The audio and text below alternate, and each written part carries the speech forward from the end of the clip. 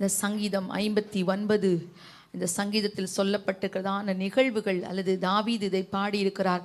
இதில் சொல்லப்பட்டிருக்கிற நிகழ்வுகள் 1 சாமுவேல் புஸ்தகம் 19வது அதிகாரத்தில் சவுல் தாவீதை கொல்லும்படி அவன் ஏவல் ஆட்களை சேவகர்களை அனுப்பிற ஒரு சம்பவத்திலிருந்து தாவீது இந்த சங்கீதத்தை பாடுகிறதை நாம் பார்க்கிறோம்.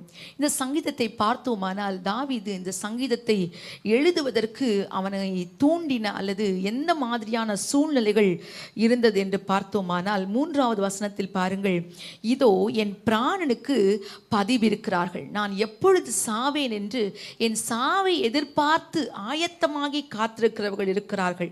அதே நேரத்தில் பாருங்கள், பலவான்கள் எனக்கு விரோதமாய் கூட்டம் கூடுகிறார்கள். அநேகர் பலவான்கள் கூட்டம் கூடுகிறார்கள். 7வது வசனத்தில் பாருங்கள், அவர்கள் உதடுகளில் பட்டயங்கள் இருக்கிறது, கேட்கிறவன் யார் என்று சொல்லுகிறார்கள். அப்படியானால் கடினமான வார்த்தைகள், எப்படி கடினமான வார்த்தைகள் பாருங்கள்.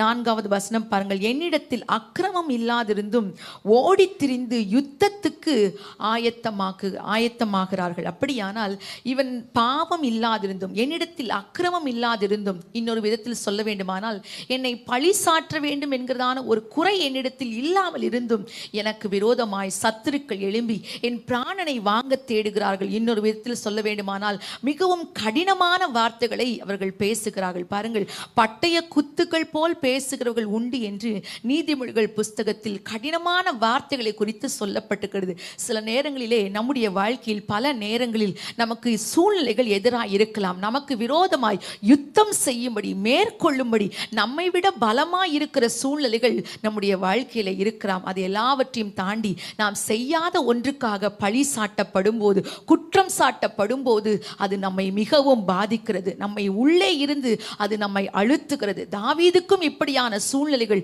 அதிகம் வந்தது. யாருக்கு நன்மை செய்தானோ அதே சவுல் இப்பொழுது அவன் பிராணனை வாங்க தேடுகிறான். இப்படி நெருக்கடியான சூழ்நிலை வரும்போது தாவீது செய்த 3 காரியங்களை இந்த சங்கீதத்தில் பார்க்கிறோம். முதல் வசனத்தில் சொல்லப்படுகிறது, என் தேவனே என் சத்துருக்களுக்கு என்னை தப்புவியும், என்மேல் எழும்புகிறவர்களுக்கு என்னை விலக்கி உயர்ந்த அடைக்கலத்திலே வையும். 7வது வசனம் பாருங்கள், எனக்கு துணை செய்ய விழித்து என்னை நோக்கி பாரும் என்ற வார்த்தை. ஆண்டவரை நோக்கி தனக்கு எதிராய் சூழ்நிலைகள் இருக்கும்போது, தனக்கு எதிராய் மனித வார்த்தைகள் இருக்கும்போது, தான் செய்யாததை செய்தேன் என்று அங்கே குற்றம் சாட்டப்படும் போது அந்த ஆண்டவருக்கு நேராக தன் சூழ்நிலைகளில் ஆண்டவரை நோக்கி தாவீது ஜெபத்துக்கு நேராக தன்னுடைய கவனத்தை திருப்புகிறதை பார்க்கிறோம்.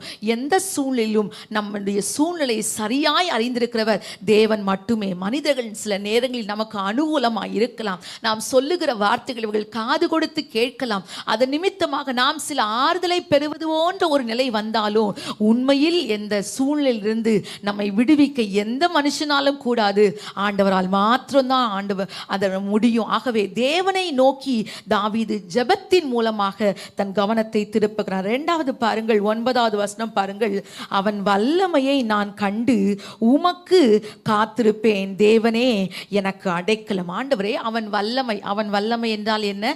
சத்ரு ரொம்ப பலத்தோடு ரொம்ப வல்லமையோடு என்னை மேற்கொண்டு விடுவோம் என்ற எண்ணத்தோடு சூழ்நிலைகள் கடினமாய் வார்த்தைகள் மிக காயப்படுத்துகிறதாய் வரும்போது, ஆண்டவரே நான் ஜெபத்தில் உம்மை நோக்கி பார்ப்பேன். ஜெபத்தோடு மட்டுமல்ல, அழகாய் வாசனம் சொல்கிறது, அவன் வல்லமையை நான் கண்டு, அது எவ்வளோ பிரச்சனை பெருசாகுதோ அதை பார்க்க பார்க்க நான் என்ன செய்வேன், நான் உமக்கு காத்திருப்பேன். தேவ சமூகத்தில் சில நேரத்தில் பாருங்க, ஜோம் பண்ணி எழுந்து போயிடுவோம். எழும்பி போயிட்டு ஆண்டவர் இதுக்கு அற்புதம் செய்வாரா, ஏன் இன்னும் செய்யலன்னு யோசிக்கும் போது நமக்குள்ள சோர்வு வந்துடும், அவிசுவாசம் வந்துடும். ஆனால் கர்த்தருக்கு காத்திருக்கிற அனுபவம் என்ன தெரியுமா?